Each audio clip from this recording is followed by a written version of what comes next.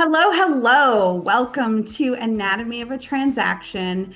And I am super excited to launch this series and start this journey with all of you as we take a deep dive into the different roles of our transactions, who plays what, who's doing what, so that we can do a better job of making happy clients and getting to the closing table faster. This is going to be a 4 week series, and we're going to be doing it throughout the month of January. Our first week, we are going to be focusing on clients and agents, and I'm going to refer to clients and agents as the heart of the transaction because without clients, we don't have a transaction, and agents kind of oversee the whole show. So that is what we are going to be talking about today in our first session. We are looking to become masters. So this class is about mastery, not mechanics. If you can understand the emotions, roles, and dynamics, especially your own, you become a steady force that guides your clients to the finish line. And that is what we all want at the end of the day. Happy clients at the finish line, picking up keys or getting rid of keys, as the case may be. But before we get started, I want to introduce myself, tell you a little bit about who I am and what experience I have that makes me able to stand here before you and teach this class called Anatomy of a Transaction. So, my name is Jennifer Worthington, or Jen Worthington, as everybody calls me. I have been in real estate for 27 years. I am currently an associate broker, a mortgage professional, and I own a title company. I have a very unique perspective on life and the transactions, and I developed this methodology called the flow method. And that is kind of what guides and leads me in my business. It's helped me build a sustainable, successful business and help other agents to grow sustainable and successful businesses as well. I have been on all sides of the transaction. I've been the listing agent, the buyer's agent. I have been the one writing the mortgage. I have been the one closing the deal at the table. So I have a very unique perspective and kind of a holistic perspective on what's going on in all parts of the transaction. The reason that I went into all of these different places is because for me and the way that my brain works, I want to understand everything so that I can understand how it all fits together. And more importantly, how I can bring it all together. Because if I know what's going on or I know what's supposed to be happening, I feel like I can better direct all of the different streams together so that we get to the end result that we want, which is obviously a closing when we're talking about real estate. Now, this series is a 4 week series.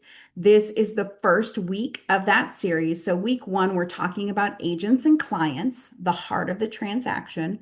Week two, we're going to talk about transaction coordinators and then other ancillary people involved in the transaction, like the inspector and the appraiser. We're going to touch on those just a bit. But mostly, we're going to be talking about the transaction coordinator who comprises the nervous system of the transaction. And then week three, we're going to talk about lenders. They are the lifeblood of the transaction because they control the money.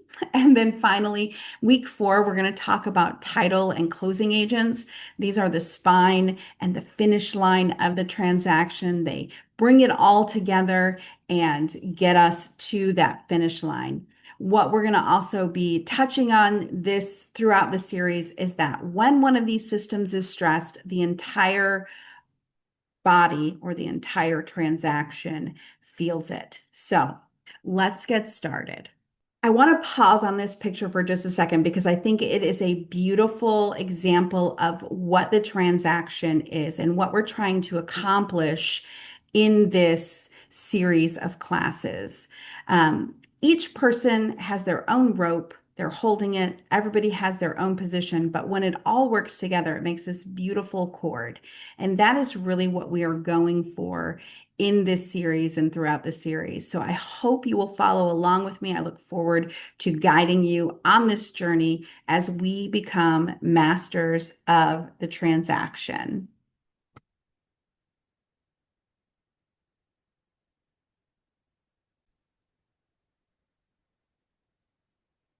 So let's get started with the emotional center of our transaction. The emotional center is always going to be our clients. Our buyers or our sellers, they are the heart of every transaction. They feel excited and stretched and uncertain and afraid of making mistakes and overwhelmed. They feel so many things, all of the biggest feelings, because buying or selling a house is the biggest financial transaction that most people engage in. It's certainly usually the first giant financial commitment that they're making. And we are in this very honored, and I will even say sacred position of guiding them through that and helping them to feel safe, confident, and empowered to make the best decisions for them. Some of the things that make them nervous are things like, are they going to overpay for a house or are they going to undersell their house? What if something goes wrong? What if we lose a deal? There's so many questions and stresses in the process. What if they ask for lots of repairs that I can't do? There's so many things that are going on, and oftentimes they end up feeling, why is this so stressful? Now, we cannot remove all of the stress out of a transaction because these transactions are inherently stressful. You're dealing with large amounts of money, you're dealing with buildings, you're dealing with land, you're dealing with so many things. So there is some inherent stress in the transaction, and they feel that. What they're looking for is certainty, guidance, protection, our leadership to help normalize the process, help them feel empowered, and help them feel confident that they are making the best decisions and being led down the best path so that their stress is lowered and the transaction runs more smoothly. What I like to think about our position as agents is that we are the conductors. We are the ones that are standing in front of the whole orchestra, every part, every place, every piece, and we are helping to set the tone, interpret the music, and lead everybody to make something beautiful. As we do that, we translate complexity into something that's digestible, and we help to regulate emotions in the transaction. When we can lead with calm and ease, our clients will often follow suit, even if they don't start out quite that way.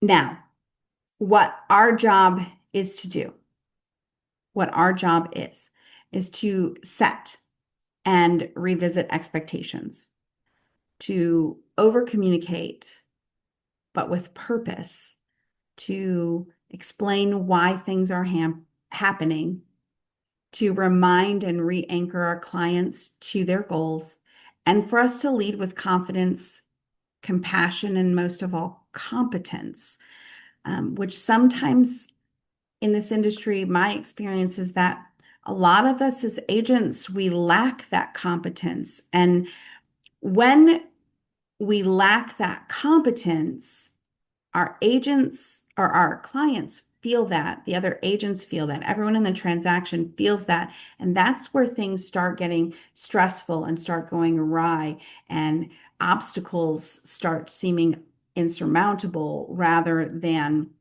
something that we can easily tackle. Let's talk about our roles in the transaction because knowledge is power, right? Knowledge is power. So if we can understand what everybody's role is, we can then learn how to partner with and work with the other people in the transaction. So the listing agent's role is to listen, because sellers want to be heard, they want to be guided, protected, and advocated for. Our role is to listen, develop a strategy, communicate, and provide a smooth exit for our clients on the list side. We do things on the list side like set the price, handle all of the marketing, do negotiations on the front end. Throughout the transaction, we are process managers, project managers, and we're developing an exit strategy for our clients, whether they need to be out by closing or they have occupancy after closing. We're the ones that manage that whole process for them, and they're trusting us to do that. The buyer's agent role is a little different, right? Because we're working with the people purchasing the property. They want advocacy, guidance, and confidence. Our job is to help them clarify their goals and then provide that realistic advice and walk them through every step of the transaction because they're nervous. It's a large investment that they're making. If we will take the time to clarify and advise, help buyers to figure out what their goals are, what kind of house they want, what kind of constraints they have, what is their timing, then we can rightly provide advice, counsel, and leadership to help them find what they're looking for. Up front, we're responsible obviously for showing houses, finding houses, writing contracts, and negotiating those contracts. As we go through the transaction on the buyer side, our role is to support and prepare our people, our clients for that closing table experience, right? We're handling inspectors and appraisals. We're trying to communicate lender requirements and things that they need. Again, this is a place where if we are not familiar with the other roles in the transaction, it makes it so much more difficult for us to be that trusted advisor for our clients. So we want to set them up for a confident transaction. So gaining this knowledge right now is going to help you be the best agent that you can be. At the end of the day, the most important thing to me, and I think this should resonate across our industry, though it oftentimes does not, is that win-win transaction. A win-win transaction is where everyone is getting what they want in the end from collaboration. So it's not a rigid thing. Our best transactions are built on mutual respect, flexibility, and a focus on solutions, not perfection, cooperation, instead of feeling like we're opposing forces. Sometimes some of the real estate transactions I've been throughout the years have felt like a war, like we're on two opposing sides and somebody's got to win and somebody's got to lose. In the best real estate transactions, everybody wins. The seller sells their house and meets their goals if that's a possible thing to do. And the buyer buys a house and meets their goals if that's a possible thing to do. So when we work in collaboration together, rather than trying to feel like we have to be at odds with each other, we create those win-win situations. And a lot of that comes from keeping their goals in mind. The best way for us to really create those win-win situations is to help our buyers and our sellers keep focused on their goals and get out of the drama of the transaction, especially the last few years with all of the competition in the market. Sometimes I have seen buyers make poor choices that they later regret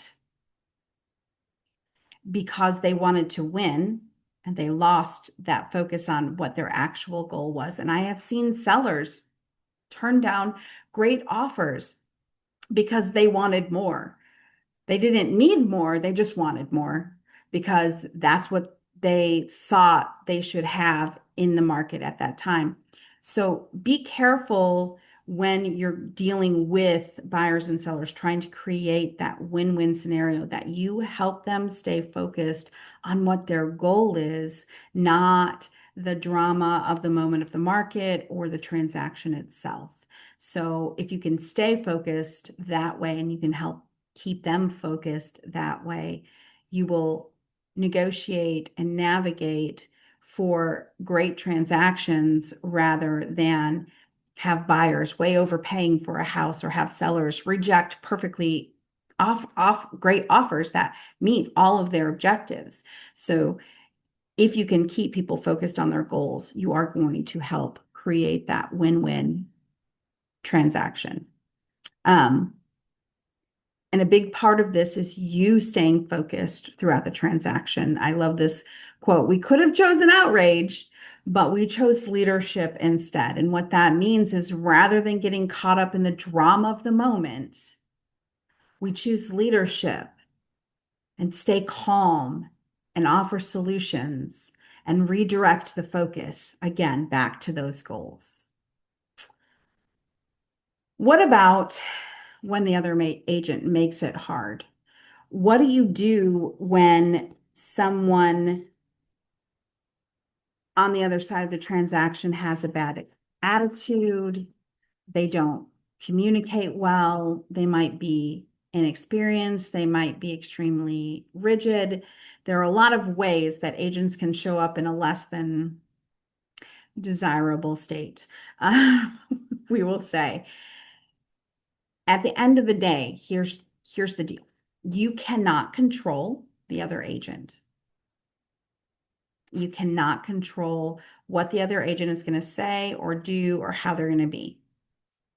You can't control their level of experience. What you can control is how you show up in the transaction. Now, I will say this, one of the things that causes those less than desirable behaviors in agents is that lack of knowledge. They have a lack of knowledge. When we have a lack of knowledge, it makes us stressed and feel uncomfortable. And a lot of times we then take that out on other people. And that is not what we want to do. So if we can continue to gain and build knowledge, we will eliminate those things and those insecurities and be able to come confidently into a transaction and be the agent that we want to be. I would say this to you too. Always be the agent that you would want to deal with if you were on the other side. Every transaction that I go into, that is my thought. Am I being the agent that I would want to deal with on the other side? And we're going to talk more about that as we go.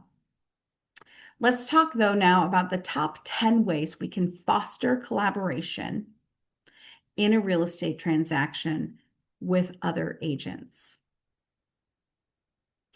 The first one, the very first place to start is to be an agent in flow, not force. Force creates resistance.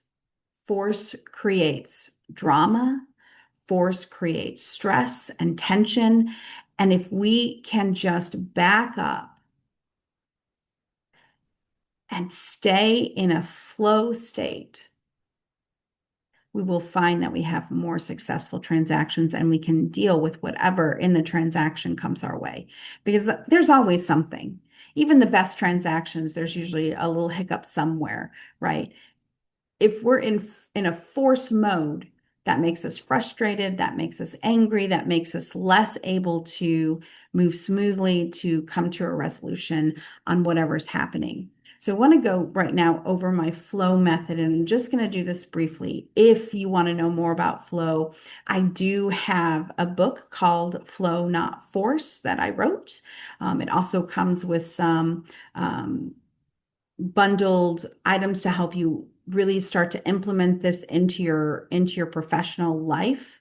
There's a workbook, there's a journal, and there are some meditations that you can do to help yourself recognize when you're in force or flow and then help yourself get regulated back to that. But what flow stands for, it's just a little acronym that stands for focus. So first we want to focus and create space for ourselves. When we're frustrated or upset, look, everybody gets frustrated and upset. I get frustrated and upset. You can ask anybody that works in the office with me. I absolutely have normal human emotions all of the time. We all do. Everyone does. It's not about denying or ignoring those things. It's about recognizing them, creating space for yourself so that you can deal with them and figure out, okay, what's causing this? Why do I feel this way? And then leaning in, letting your feelings pass through. If it's anger, if it's rage, if it's frustration, if it's peace, if it's happiness, if it's joy, let those feelings pass through. Lean in to first your story. Let that story run. I call it my mean girl tape. Whatever she wants to say about whoever she wants to say it about, I let her say. And then when she's done, I validate because it's a valid feeling. Frustration and anger, absolutely valid, especially in real estate. Let's not joke or kid ourselves. It's absolutely something that comes up. But at the end of that tape, I can take a deep breath and then I can hear the real story. Then I can tune into my spirit, into God or the universe or whatever it is that you identify with to hear what the truth is. As I listen to that truth, the O is for open. I open up to the possibilities that exist. And as those come in, I'm going to notice as I practice this method, I'm going to notice what sticks out the most.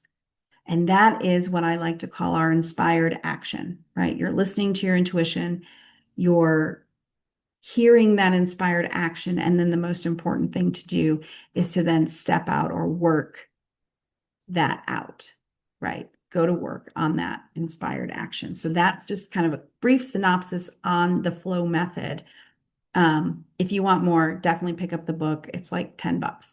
It's super cheap. I just want to get the information out there so that you guys can start running more aligned businesses and get out of that place of frustration, anger, and burnout or force. So that is the flow. Be an agent that's in flow, not force. Always best to lead with. Number 2, write it out. This is a huge thing for me. Now, you may not like to write, and that's okay. I happen to love to write, so I will type out on a Word document or in a blank email that doesn't have any email addresses in it, all of the things that I want to say in that moment. All of my frustrations, all of my confusion, all of my WTF in this situation, I'm going to write it out. I'm going to say everything that I need to say with all the emotion that I have to say it. And then I'm going to edit. I'm going to edit with the end in mind. What do I actually want out of this communication, out of this situation, out of this moment? What do I want? Once I've edited and I change that perspective to the higher place where I'm thinking not from the immediacy and the passion of the moment, I'm thinking from the actual result that I want, then I can make the call, write the email, send the text from a renewed perspective that will be effective communication rather than if I say all of the things that I initially am feeling or thinking, that's probably not going to be productive. It's probably just going to spiral us into to the depths of humanity, which we don't really want that. So make sure that you write it out or talk it out or scream into a pillow, do whatever you need to do to let those intense emotions come through so that you are able to regulate and then communicate. You don't want to communicate so much from that place of anger, frustration, confusion, whatever it is that you're feeling that's making you feel bad things about other people in the transaction. Number 3, build knowledge relentlessly. Get the knowledge that you need and invest in yourself. again, I think I already said this once, but when we get flustered and upset and frustrated because we lack knowledge, wisdom, or a clear path forward, that is what stops us, right? That is what makes us feel helpless or hopeless in a situation. The trick is to learn more, know more, build knowledge. And that is how we work our way out of things. If I can understand, I can find a way. If I can look at things in a different way, I can find a way. And for a lot of my career, and really honestly, sometimes even now, if I don't have experience in something, I'm going to find someone who does that I trust, and I'm going to lean on them to help me navigate and learn. Even sometimes if I feel like I have a clear path, I'm going to rely on somebody else just for a check. Just for a check. I have a couple of agents that work here out of the Cedar Branch that I have walked with for a good long while, and I can bounce things off of them and be like, hey, what about this? Sometimes they're like, oh, yes, that's amazing. And sometimes they're like, hey, have you considered this? So there's always another perspective. And guess what that does? It builds my knowledge, it builds my experience. It lets me figure out how to navigate an unfamiliar or uncomfortable situation with flow and ease rather than that frustration and anger and force. So that's number three, build knowledge relentlessly. Number four, again, lean on your mentors. Find an experienced agent or a broker that you trust, build a relationship with them, and ask for help. People that have been in this industry for a long time, I don't know if any of you guys have realized, especially over these last couple of years, this is not the easiest of industries to navigate, to stay in, to build a sustainable business. So when you find people that have made it in this business for a long period of time, get to know them. If you think they're cool or you like them or you like the way that they do business or you like the kind of business that they do, get to know them, build that relationship with them so that you then feel comfortable asking for help when you need it, when you have those situations that you haven't run into before. Here's the great thing about real estate, 27 years in this industry, and I can't think of 2 days that have been the same. The reason that most of us are attracted is not just the money, but the constant excitement of things being different all the time. So when you're in this industry, understand every day is a new day. You're going to learn something new every day. When you need help getting that knowledge, learning that knowledge, or figuring something out, have a group of people that you can lean on to help you through those times. Number five, please, please, please. Number five, lead with solutions. Be the creative problem solver in the transaction, not the person who just wants to complain. We have all had a bad appraisal. We have all had an inspection that blew up a deal. We have all had a lender who doesn't respond. We have all had a title company that doesn't do what we think they're supposed to do. We have all had all of that. And we can complain about it, and sometimes that feels good and builds bonds, but also it's not helpful. Lead with solutions. Even if you don't think it's the right solution or the best solution, if you just start talking about it, you can sometimes find and collaborate to find that best solution. When we communicate options, it moves our transaction forward and builds trust, right? We work together on something, it builds trust in the transaction, and trust is what we need. I often say to my clients, every closing is a miracle. If you had any idea how many people are actually touching these files and working in this transaction and have to be coordinated for all of this to come together at one point in time where we're all signing paperwork and handing over keys and property, it is a miracle. That miracle is made better when we communicate, collaborate, and work with one another. So lead with solutions. Don't complain. Anybody can complain. Set yourself apart because you're a problem solver. You're a creative solution finder. Number six, don't take it personally. It's real estate. Emotions are high. People get upset. They get frustrated. They get confused. They misunderstand. They do so many things that makes them have big, big feelings. Don't take it personally. I'm going to give you this example. I had a transaction with actually some friends of mine many years ago.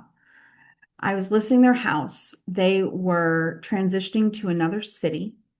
Both the husband and the wife were entering into new career positions.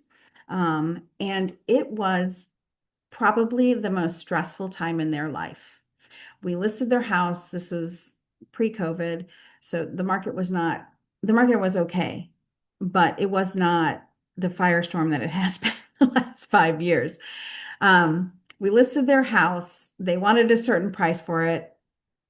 I thought it was possible, but maybe not completely reasonable. But we tried and we had gone through, I think, two price adjustments, and they finally got an offer. We accepted the offer and they freaked out. They freaked out. The whole overwhelm of their whole life situation was stressful. They were also buying a property down in the new, in they were transitioning over to Ann Arbor. So we had found them a house in Ann Arbor. They were selling a house here. They're both transitioning careers. They've got three young kids at that time. And it was like the perfect storm. Well, they freaked out. And these are friends of mine. They called me one night, both of them on the phone, and they just let it all out. They thought everyone was against them, that everyone was conspiring against them. They were just like, I don't know what was in the coffee that day, but it was something, and it was not pretty. It was not a pretty thing to experience. It was not a pretty thing to hear on the phone, but that is where I was. I could have yelled back.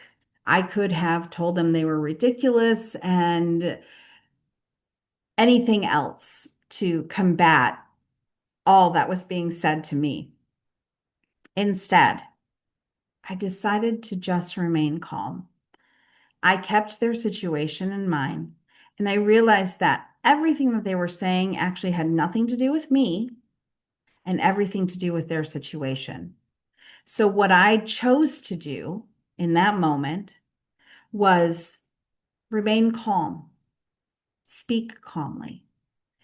I firmly told them that I didn't appreciate the way they were talking to me and that this might be a possible other solution. I laid out things evenly, calmly. I reminded them what their goals were. I reminded them how we were achieving their goals, and it diffused the situation. We finished the transaction, and afterward, they called me a few months later and they said, I don't know how you put up with us in that situation. We were so stressed out. We said some horrible things and we acted badly, but still, you're our friend. You know what, guys, at the end of the day, a relationship is what is important, right? And if we don't take things personally because it is not about us, it wasn't about me, it had nothing to do with me. I was just there. My ability to stay calm and not take offense helped diffuse the situation.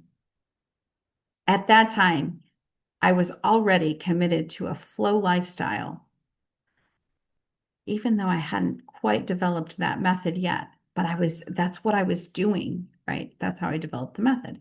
That's what I was doing. I was staying focused. I was not taking things personally. I was listening. I was leaning in. I was open to the suggestions of my spirit. And then I stepped out into it and I said the things. Now, I didn't put up with the bad behavior. I stopped it firmly, but I didn't have to yell back to do that. I just simply remained calm and it diffused the situation. So don't take things personally. People get crazy in real estate. They absolutely do. but you don't have to. Again, you get to choose who you are in the transaction. Number seven, don't burn bridges. We deal with a lot of agents. We deal with a lot of personalities. In this industry, who knows what you're going to get when you accept a contract? But we have a small industry with a long memory. Find grace and space for people. Find grace and space for people. Oftentimes, we have no idea what's happening on the other side of the transaction in that set of lives. We don't know experience levels. We don't know what's happening at home. We don't know all of the stresses and complications that are happening with people. What we do know is that they're people. And just for that, they deserve grace and space. And remember, as you go through life, you're going to need grace and space too. I've had some real difficult things happen in my life that have definitely impacted my work and how I show up and what I'm able to accomplish. We're all in that boat. So when someone is going sideways on a transaction, give them grace and space. Don't go badmouth them to every other agent in the office, every other agent in the chat. Give them grace and space. If you can't say anything nice, my father used to say this to me all the time. If you can't say anything nice, don't say anything at all. Number 8, get it in writing.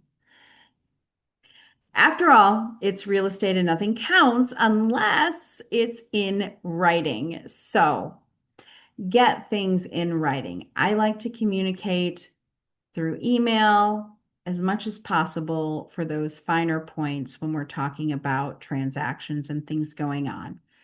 If you have someone who likes to talk on the phone, and there are a few agents in my general area that they love to talk on the phone, they don't like to write. When I get into that situation, what I'll do is I will, after I get off the phone, immediately type an email. Here's what I think. Here's what I heard you say. Here's what I understand. Please let me know if this is right or wrong. That way I can at least put it out there, what I understood from the conversation, so that they can either correct me or affirm that what I've got is what they intended. The other reason you want to get it, excuse me, the other reason you want to get it in writing is to protect yourself. Protect yourself, it protects your clients, and it even protects the other agent, honestly. It only counts if it's in writing, so get it in writing. Number 9, and this might be my favorite. Think from the closing table. We're leading with solutions, but we're also leading from the outcome that we want, which is for all of us to get to the closing table, all of us to be celebrating together. Think from that space. Feel that feeling of celebration at closing, and then act from that feeling. Act from the agent that has the deal closed, not from the agent who's freaking out about how the deal is going to get closed or how we're going to deal with a difficult agent or how we're going to deal with a difficult clients. Act from the feeling, the celebration at closing, and keep that end in mind.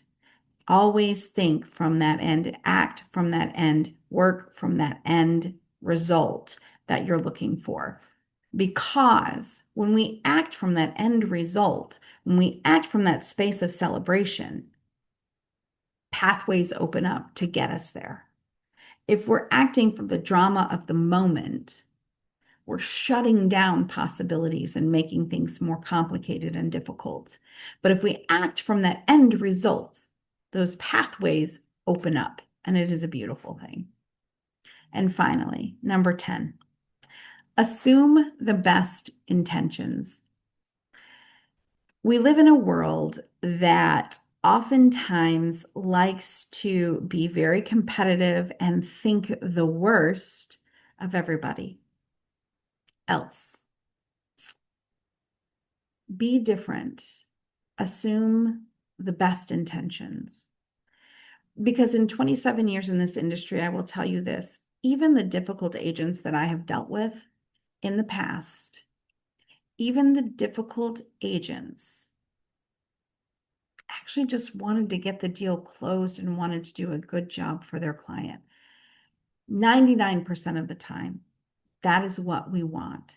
99% of the time, the agents, the lenders, the title company, everyone is trying to do their very best job for the client. Give them that benefit of the doubt.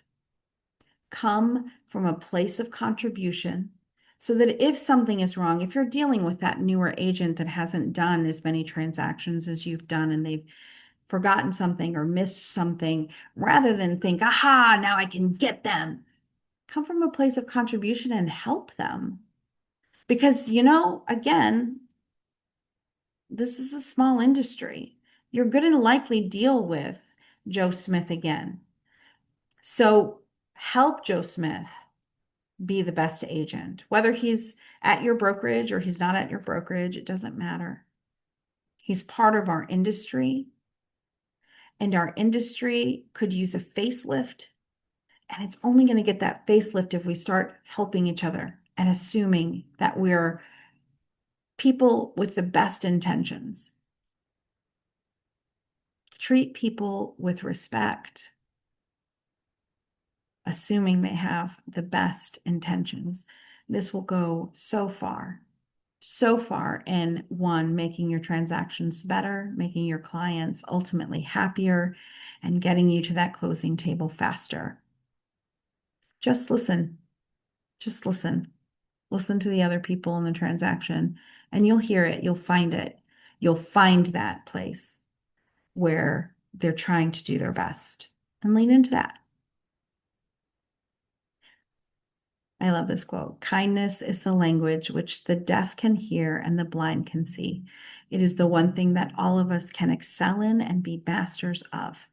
That is being kind. We don't have to be jerks. We don't have to be cruel. We don't have to be rude or insensitive.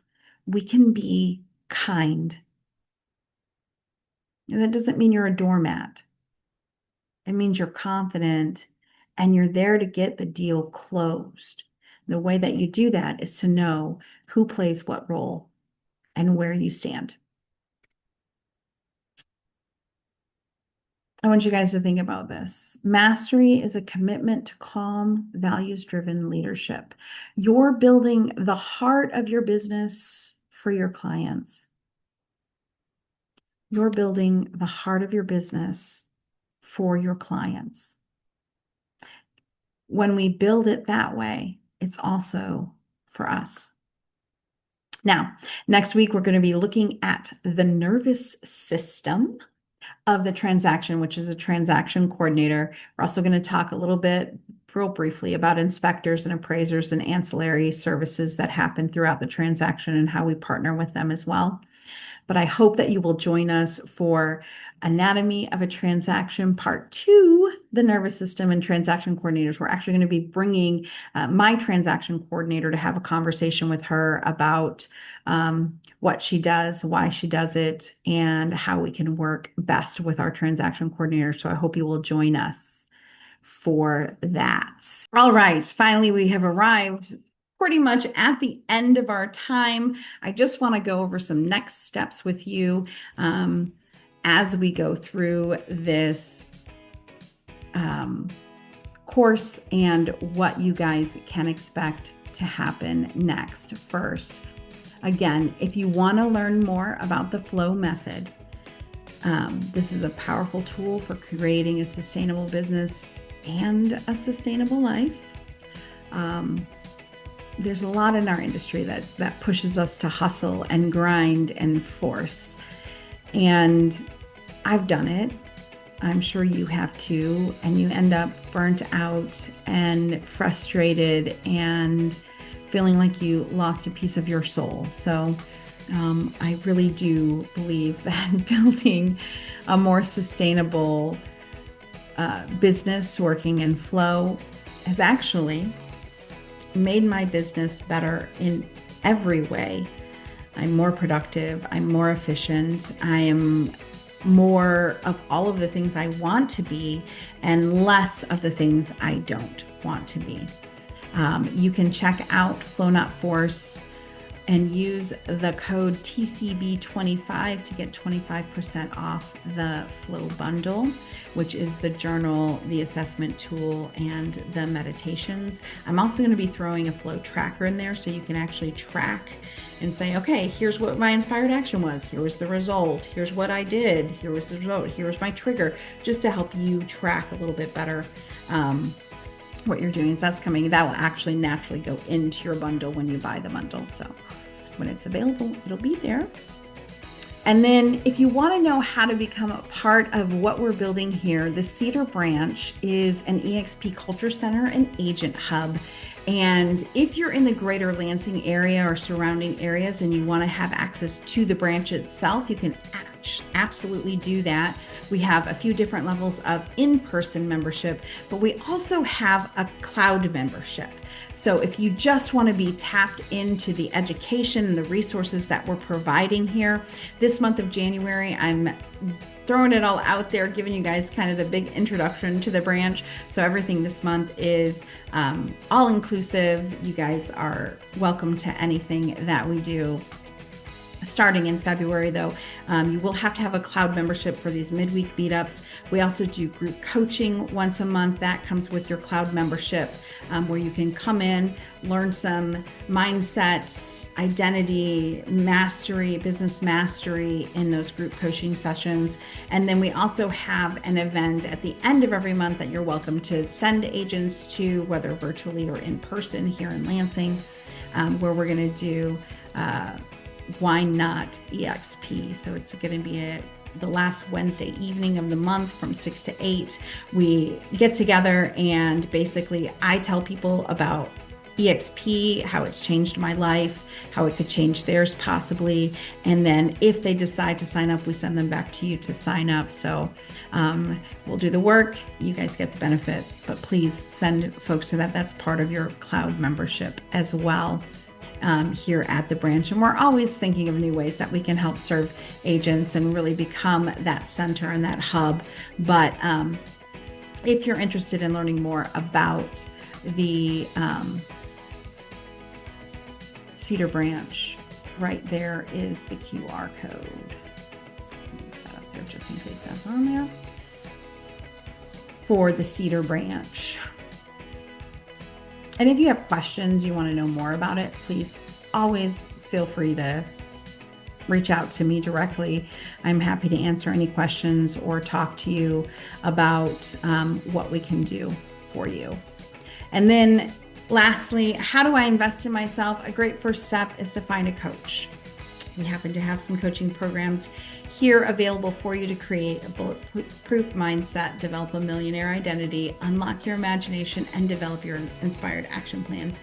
If you want to talk one-on-one about what coaching might look like for you, please feel free to book a consult at Bluebird U, which is my teaching and coaching company, and kind of where all of this comes from on the education side. So right there's the QR code to get more information on that. We hope you will scan it and find out. And again, if you have questions, please don't hesitate to reach out to me and just let me know where you're at, what you're thinking, and what you need and how I can help you.